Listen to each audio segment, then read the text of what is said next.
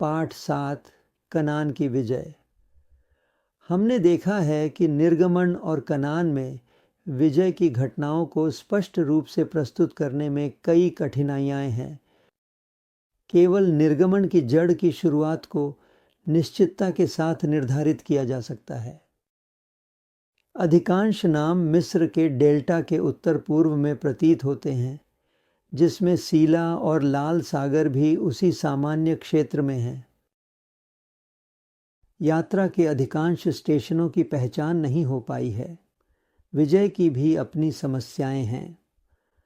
12वीं शताब्दी ईसा पूर्व में मध्य पूर्व में परिवर्तन हुए थे। मेसोपोटामिया में बेबीलोनिया के कस्साइट राजवंश का अंत एलामाइट्स द्वारा किया गया, जिन्होंने फिर अपना ध्यान असीरिया की ओर मोड़ लिया। महत्वपूर्ण व्यापार मार्ग खतरे में थे और इस सुन में एक नया राजवंश स्थापित हुआ जो 132 वर्षों तक चला। असीरिया में राजवंशीय समस्याएं थीं, जब तिकुल्ती निन्नुरता की हत्या उनके एक पुत्र द्वारा कर दी गई थी।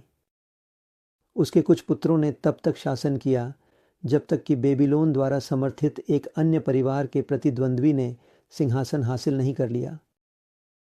अशुरदान ने एलामाइट्स के खिलाफ लड़ाई लड़ी और कुछ निवासियों को बाहर भेज दिया। तिगलत पिलेसर 12वीं शताब्दी ईसा पूर्व के अंत में सबसे महत्वपूर्ण शासक थे और उन्होंने अपना ध्यान उत्तरी सीरिया की ओर मोड़ा। अब हम एजियन क्षेत्र में आते हैं। इस अवधि के अधिकांश महान केंद्र 12वीं शताब्दी के अंतिम 20 वर्षों में लगभग एक ही समय में नष्ट हो गए थे। जनसंख्या में कोई परिवर्तन नहीं दिखता। जीवन जारी रहा, लेकिन महल शासन और संबंधित आर्थिक स्थिरता के बिना। यह न्यायाधीशों का समय था। इज़राइल में कोई राजा नहीं था और हर कोई अपनी दृष्टि में जो सही था वही करता था। फिर हमारे पास डोरियंस हैं जो उत्तर से आए थे।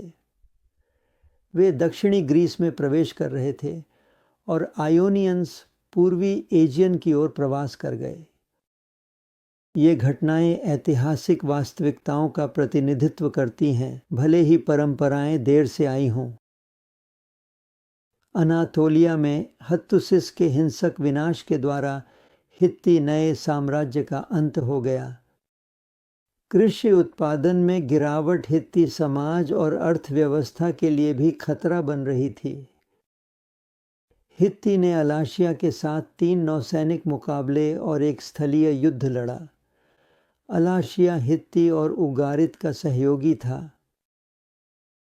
और फिर मिस्र में सेनाचट ने अपने बेटे रामसेस तृतीय के लिए रास्ता तैयार किया, जो महान योद्धा फराओं में से अंतिम था। वह कनान, बेत शान, लाकिश और मेगिद्दो के विभिन्न केंद्रों पर वह नियंत्रण में था। बाद में इन सभी को हिंसक रूप से नष्ट कर दिया गया। मेरनेप्टाह के शासनकाल के दौरान मिस्र को समुद्र के देशों के लोगों द्वारा समर्थित लीबियाई लोगों द्वारा पश्चिम से आक्रमण का खतरा था। रामसेस ने अपनी नियमित तैयारी की। उन्होंने अमुरु की सीमा पर दाजी में लड़ाई लड़ी। रामसेस ने नील नदी और नील के दक्षिण को एक हमले से भी बचाया। 5 दुश्मन जहाज़ों पर 4 मिस्र के जहाज़ों और तीरंदाजों ने हमला किया। पेपिरस हैरिस में शासू के खिलाफ अभियान का भी उल्लेख है। हम नहीं जानते कि यह युद्ध कहाँ लड़ा गया था, लेकिन लेखक शायद रामसेस तृतीय के 3 महान युद्धों को दिखाना चाहते थे। दक्षिणी लेवांत में इस क्षेत्र में एक बड़ा परिवर्तन हुआ। शहर नष्ट हो गए। शायद यह एक नई जातीय इकाई के आगमन का सबूत है। नए लोग अपने साथ कुम्हार भी लाए थे। दक्षिणी लेवेंट के इन शहरों को किसने नष्ट किया? मुख्य लेबनानी बंदरगाह शहरों के दक्षिण में तटीय मैदान 12वीं शताब्दी ईसा पूर्व के अंतिम तीसरे भाग से विजय और बस्ती के अधीन थे। आक्रमणकारियों ने स्पष्ट सांस्कृतिक विशेषताएं लाई थीं, जो एजियन क्षेत्र में उत्पन्न हुई थीं। हालांकि वे बहुत संभवतः साइप्रस के रास्ते आए होंगे।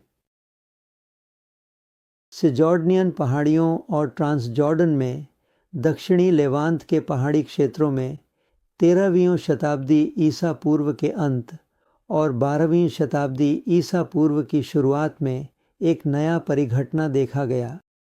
ऊपरी गलील, निचली गलील और मनश्शे के पहाड़ी क्षेत्र में बड़ी संख्या में छोटे शिविर स्थलों की बस्तियां स्थापित की गईं। यह बस्तियां यहूदा के इफ्राइम देश और बाइबल के नेगेव में भी देखी गईं। निचले समतल मैदान, शेरोन मैदान और जेजरील घाटी में नए स्थल विकसित हुए। इस घटना को समझाने के लिए केवल बाइबल संदर्भ उपलब्ध हैं। इन पुरातात्विक स्थलों और उनके विकास का संबंध इज़राइल की उत्पत्ति के प्रश्न से है। ये परंपराएं अब एक राष्ट्रीय महाकाव्य का हिस्सा हैं, जिसे बाद के लेखकों द्वारा संपादित और व्यवस्थित किया गया है। रेनी ने निष्कर्ष निकाला, आज ट्रांसजॉर्डन और जॉर्डन घाटी के पूर्वी हिस्से को नए आप्रवासियों के लिए सबसे संभावित स्रोत के रूप में नज़रअंदाज नहीं किया जा सकता है, जिन्होंने माउंट एप्रैम की ऊंचाइयों यानी सुमेरियन पहाड़ियों में छोटे गांवों की स्थापना की। और निर्गमन की जड़, इब्रियों ने डेल्टा में रामसेस से अपनी यात्रा शुरू की। उन्होंने पलिश्तियों के मार्ग से बचा, भले ही वह सबसे सीधा रास्ता था। इस सड़क के साथ कई किले थे। वे पहले सुक्कोत गए, फिर जंगल के किनारे एथाम गए, फिर उन्हें वापस मुड़कर मिगदल और समुद्र के बीच पीहाहा रोट में बाल साफोन के सामने डैफनी के पास शिविर लगाने के लिए कहा गया, जो सक्कारा में मिली एक फोनीशियन शिलालेख द्वारा समर्थित स्थल है। मिगदल की पहचान एक प्रश्न है। शेष स्थान कठिन हैं। अंत में वे माउंट सिनाई पर पहुंचे। माउंट सिनाई दक्षिणी सिनाई प्रायद्वीप में लगता है। वे पूर्व की ओर ट्रांसजॉर्डन की यात्रा पर निकले। भूमि का सर्वेक्षण करने के लिए भेजे गए जासूस जिनके रेगिस्तान में पहुंचे। फिर हमारे पास गिनती 20 में मरियम की मृत्यु है।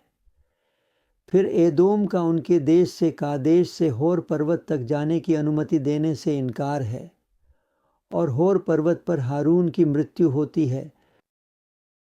फिर उन्होंने अर्द के साथ युद्ध किया। इस्राएल ने निवासियों और उनके नगर को पूरी तरह से नष्ट कर दिया, इसलिए उस स्थान का नाम होर्मा रखा गया। टेल अर्द को 2000 वर्षों के अंतराल के बाद 10वीं शताब्दी में बसाया गया था।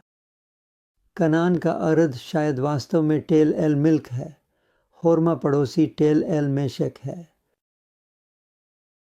बाद में अरद फिर से यरखमीलियों के हाथों 1 शमूएल 27 में गिर गया। फिर विजय, पूर्व से अभियान और विजय की गाथा। हेशबोन का अमोरी राज्य मोआब और अम्मोन के बीच अर्थात स्थित था। इसके शासक सीहोन ने अर्नोन नदी तक मोआब के पूरे पठार को जीत लिया। इजरायली कादेश बरने से एदोम और मोआब मुख्य सड़क पर यात्रा करते हुए गए। फिर वे एदोम छोड़कर दिबोन की ओर चले गए। कुछ और रुकने के बाद वे जेरिको के सामने जॉर्डन पहुंचे। वे अर्नोन के दूसरी ओर डेरा डाले। सीहोन ने उन्हें अपनी भूमि से यात्रा करने की अनुमति देने से इनकार कर दिया। वह लड़ने के लिए बाहर आया और नष्ट हो गया। ओगाबेशन, जो अश्तोरेथ और एद्रई में शासन करता था, को भी इजरायलियों द्वारा पदच्युत कर दिया गया और उसकी भूमि जब्त कर ली गई।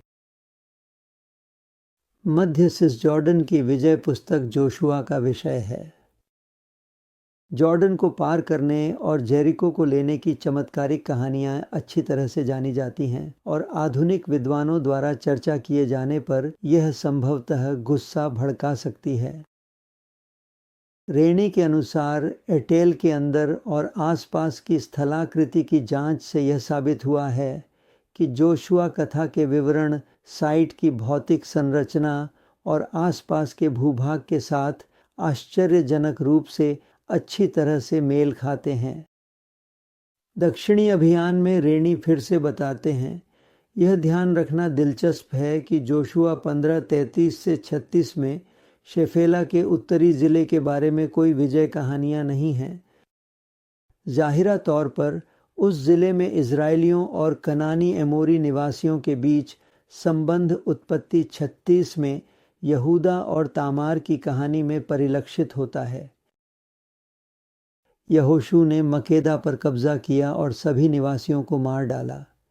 इसके बाद लिबना को तेल बेरनाथ में लिया गया, फिर लाकिश, तेल एड देवीर, फिर एग्लोन, तेल एटोन।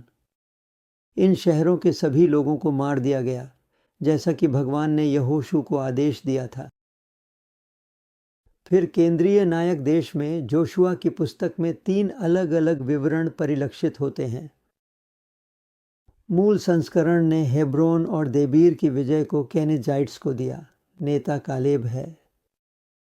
तब कालेब ने कहा, जो कोई किर्यतर्बा अर्यात दबीर पर चढ़ाई करेगा, मैं उससे अपनी बेटी ब्याह दूंगा। कालेब के भाई कनज के पुत्र होतनीएल ने उस पर अधिकार कर लिया। दूसरे संस्करण ने कालेब को यहूदा के गोत्र से जोड़ा। अब यहोवा यहूदा के साथ था और उन्होंने पहाड़ी देश पर अधिकार कर लिया, लेकिन वे घाटी के निवासियों को बाहर नहीं निकाल सके क्योंकि उनके पास लोहे के रथ थे।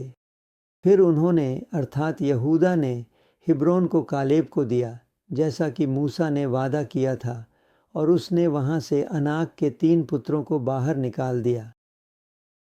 और अंत में हिब्रोन और डबीर की विजय को पूरे इस्राएल के दक्षिणी अभियान द्वारा यहोशू के नेतृत्व में आक्रमण किया गया। फिर इस्राएल गिलगाल लौट आया। भूमि में बसावट। हमें यहोशू 13:1-7 में बची हुई भूमि के बारे में बताया गया है। न्यायियों 1:19 से 36 और न्यायियों 3:1 से 6 में भी इसका उल्लेख है। और फिर जोशुआ 11:16 से 20 में विरोधाभास दिया गया है। जोशुआ 17:14 से 18 में पहाड़ों में बसावट, जंगलों को साफ किया गया, जलाशयों को प्लास्टर किया गया। यहोशू 17:14 से 18 में पहाड़ों में बस्ती में जगह है।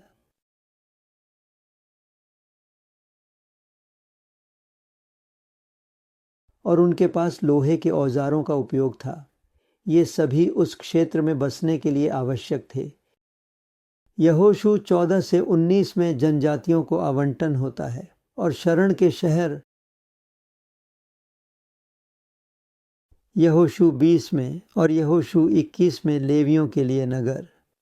जैसा कि आप जानते हैं, आपको याद होगा कि लेवियों को कनान की भूमि में वास्तव में स्वयं कोई क्षेत्र नहीं प्राप्त करना था। उन्हें शहर मिलने थे, जिनमें से कुछ 6 यर्दन के दोनों किनारों पर शरण के शहर कहलाए, और फिर उनके शहर के चारों ओर चरागाह भूमि थी। लेकिन बस इतना ही। यहोशू के विदाई में यहोशू 24 में शेखेम में वाचा का नवीनीकरण किया जाता है। आपने देखा कि हम इज़राइल के इतिहास, बाइबल के वृत्तांत के बारे में बहुत कुछ नहीं कह सकते, क्योंकि यह पुरातात्विक वृत्तांत से सहमत है। लेकिन जो हमारे पास प्रतीत होता है वह एक इतिहास है जो बाद के समय में लिखा गया है। राष्ट्र को एक इतिहास की आवश्यकता थी, और इसलिए यहोशू की पुस्तक एक भाग के रूप में लिखी गई थी, और शमूएल की पुस्तक लोगों के लिए उस इतिहास को प्राप्त करने के एक भाग के रूप में लिखी जाएगी, जिसकी उन्हें बहुत आवश्यकता थी।